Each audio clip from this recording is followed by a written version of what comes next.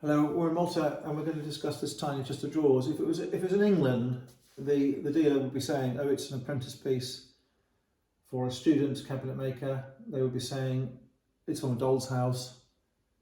They would be saying it's a sample chest for a travelling cabinet maker.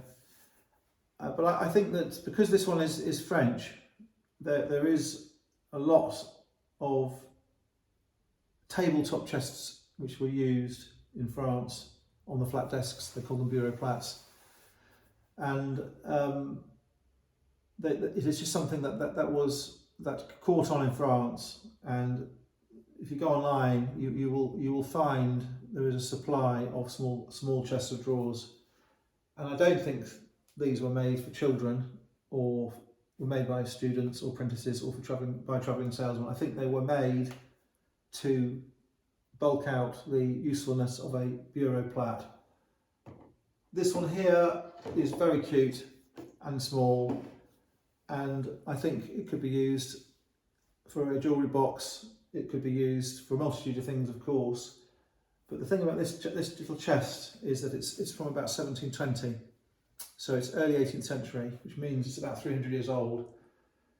It's got a caddy top, meaning there's no sill or overlapping lid or top. It is just square. It has got a simulated reeded column, which is actually flat. There's no relief to it at all. It's got a tapered leg, which itself has got inlay on, and it's shaped. It goes narrow from side to side, and it goes narrow from front to back, so it's really carefully made. You've got metal scutcheons, which are probably not original. This one is loose and it shows a knackered keyhole, and if you rely on the lock alone, inevitably the timber gets pulled to pieces. And what they do is they stick a metal escutcheon over the top because it's easier than repairing the wood, and it would obviously also match the fashion.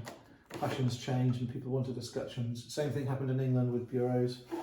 The sides are really lovely. You've got the tapered feet, the back foot here needs replacing. You've got the simulated columns. You've got the double panel, the caddy top.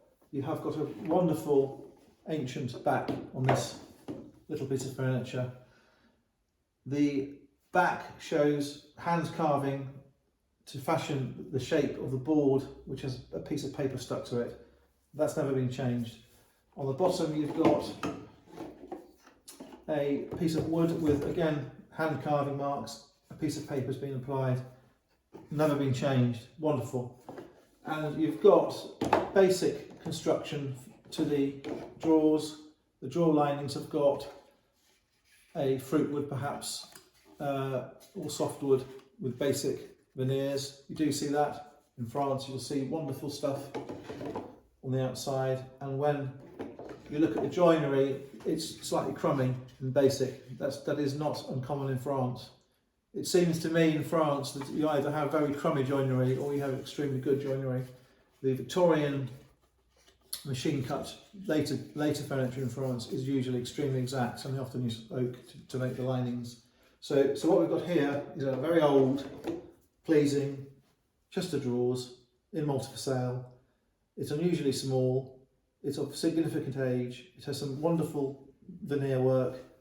It isn't Maltese, but it fits the Maltese mood, and is a decorative item which will fit in here very well. Thank you.